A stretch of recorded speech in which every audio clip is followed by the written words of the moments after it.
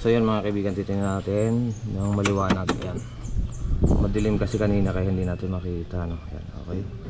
So yun, nandito yung kanyang menu. Ayan. Yun, good morning mga kaibigan. And full review muna tayo dito sa NMAX version 3 2025 model, ano? Okay. Ayan, so sa likod ganun pa rin naman, nabawasan lang ng konti yung tagtag kasi nalagyan na ng baso yung ano, yung stock shock niya, pero matagtag pa rin, hindi kagaya ng ano, mga ibang brand na may baso, yung may adjustable. Ito kasi KYB din ang brand niya, na Yamaha original. Ayan, pero hindi nakagaya ng mga version 1 tsaka version 2 na sobrang tagtag. Ito nabawasan ng konti. Ganon din sa harap. Ayan, yung pangkaraniwang issue ng Aerox tsaka NMAX version 1, version 2, pati itong version 3 lagotok pa rin. Ayan, sumasagad pa rin siya dito. Ayan, bumabottom pa rin. Kaya pagkabili nyo pa lang, ipa-repack nyo na itong shock sa harap. Ayan, i-repack natin mamaya kasi para hindi masira yung ano, ball race or knuckle bearing. Ayan. Tapos sa panggilid same lang ng ano, version 1, version 2. Yung kaha lang talaga ang nabago sa kanya. Ito, lumiit, lumipis, hindi kagaya ng version 2 na medyo malapad ito. Ayan. Tapos dito yung mino, dito na nalipat yung mino, hindi kagaya ng isa version 1, version 2 nandito na yung kanyang menu.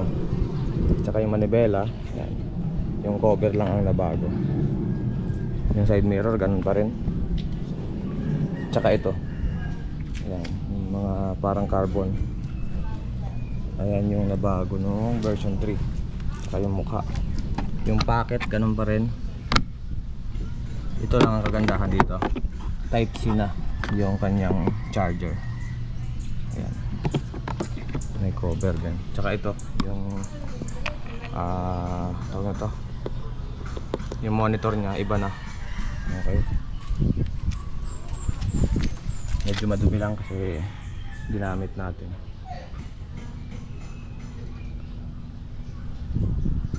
So ayan, open natin yung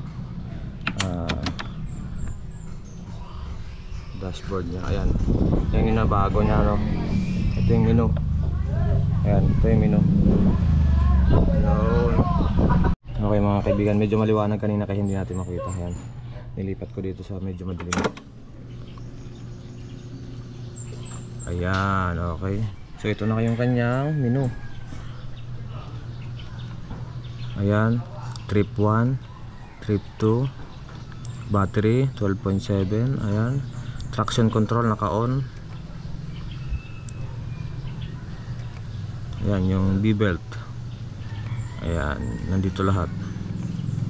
Yung kanyang, ayan yung odometer nya, 493 na mga kaibigan. Ano pa lang to, isang linggo.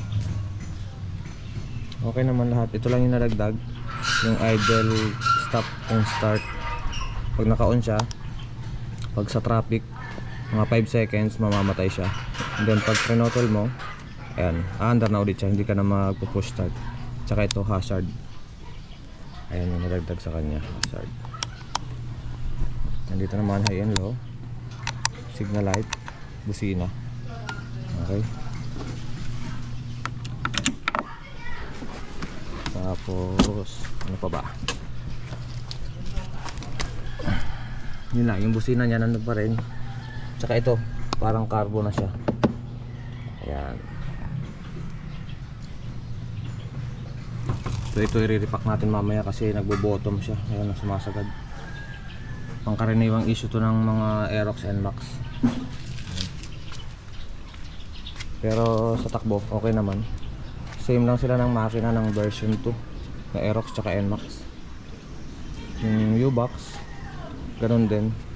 Medyo lumit lang yata ng konti. Tsaka ito nag-slim ng konti, hindi kagaya sa version 2 lapad. Pati yung likod miniksi. Okay, So yun lamang mga kaibigan. This talk Bob ng Bob Oscar Rad. Say good morning and God bless. Bye bye. Thank you. Peace.